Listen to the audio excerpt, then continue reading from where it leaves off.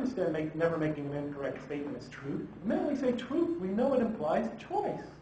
This person always chooses to say what's right. Are you following me? And the greater the adversity, when you make that choice, the more truthful you become. It's like the great wedding vow, love. Do you, Jeff Lang? Take Raja Kandil, that's her name. My wife, beautiful woman. When we went to City Hall to get civilly married also. Do you, Jeff Lang, take this woman to be your lawfully wedded wife, in sickness and in health, for richer or for poorer, until death do you part?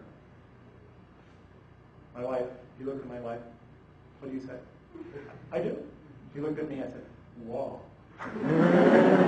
Inside my head, it was a joke. My wife was going to kill me. But, he made it sound so weighty, You could take this person, sickness and poverty, and no matter how hard it gets. But when he said that, he was saying just what I said. He was emphasizing through suffering. Do you understand this choice? Are you using your intellect here? Are you ready to make this choice? Do you do it? One young lady once said to me, Jeff, you never really loved me. Because when the going got tough and things got hard, you just got up and left. And she understood. That's what love is, not just having a lot of good romance and enjoying each other's company a lot. Real love is pain. It's dealing with the pain and the happiness and sticking it out and persevering. Another thing that the Quran emphasizes again and again and again. Is that okay? Okay.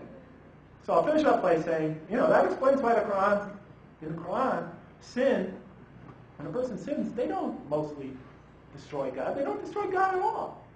They don't even primarily sin against another person. Who is the victim of our sins mostly in the Quran? Ourselves. The Quran says you sin against yourself. You commit zulm, destruction. You commit oppression against yourselves. Because every time we do wrong, every time instead of choosing mercy, compassion, etc., we choose its antithesis, we destroy ourselves. And we don't grow in the direction where we could experience all that is beautiful in this life and the next, and in particular God's being. We grow in a direction that's antithetical to that, and we suffer horribly because of it. It's as if, I don't want to get into it beyond that. So the time just does not permit. You'll have to read my book. I'll leave you with one last example of things, because I want to emphasize that even if you read my book, I'm sure you're going to come up with theological questions that book doesn't answer. Guaranteed. As many questions as there are people in the world. But the important thing is, just because you can't answer a question doesn't mean a rational answer isn't out there. I think it's important to remember that. So a lot of times people email that, they say, I have this question, and I haven't been able to answer it. And they say, can you answer it? And I write back, no. And then they feel, then why should I believe? Well, because I'm not that smart. But I'll give you an example.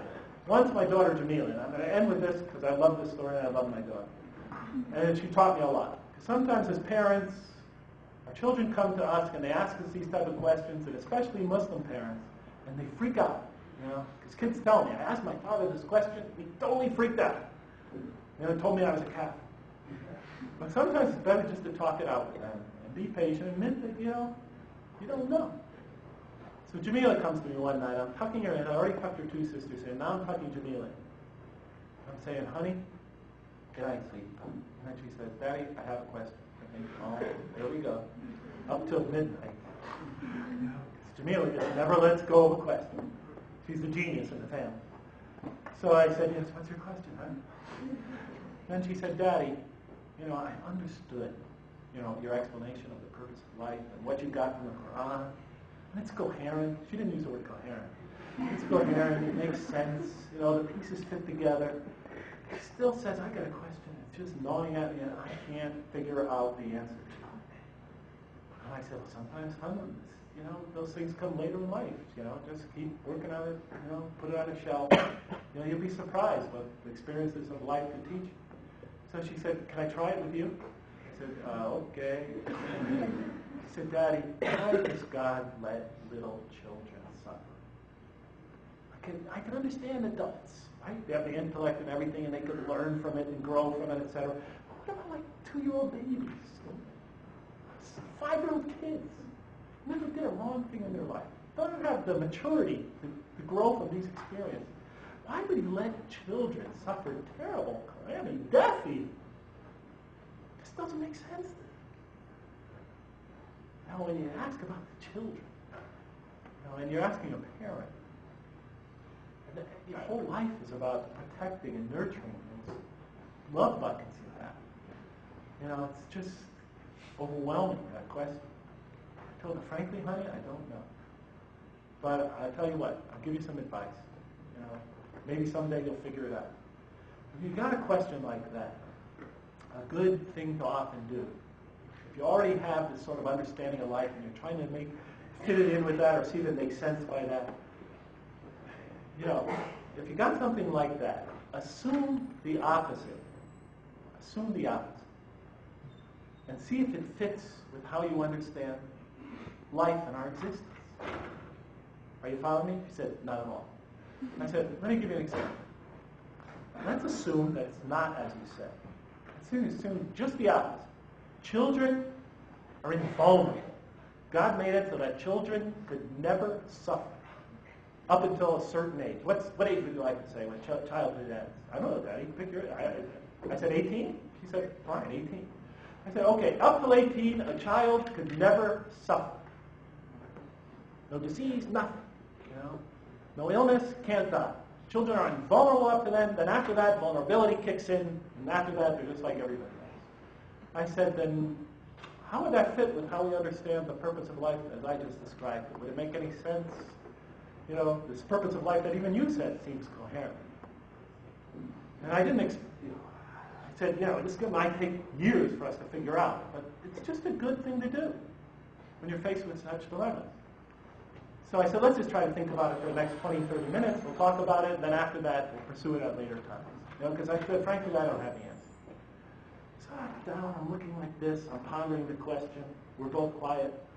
And all of a sudden, I hear her voice. She said, Daddy? I said, yes, son?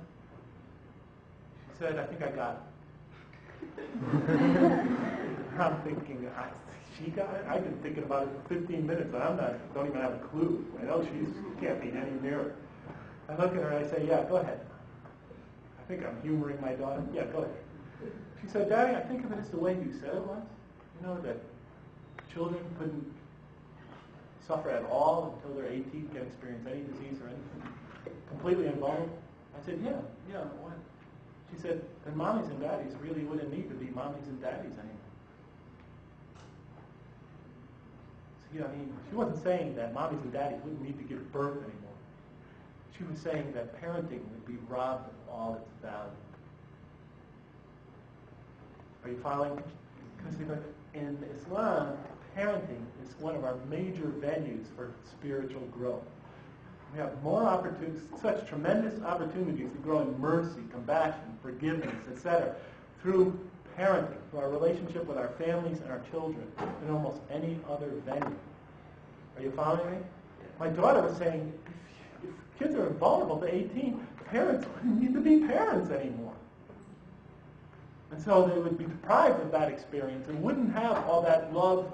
Is there any other relationship in your life where you experience more selfless love, compassion, forgiveness, etc., than a relationship between a parent and a child? And in turn, they absorb it. They don't realize it, but they absorb that whole experience of your love, compassion, etc., and they come to know it.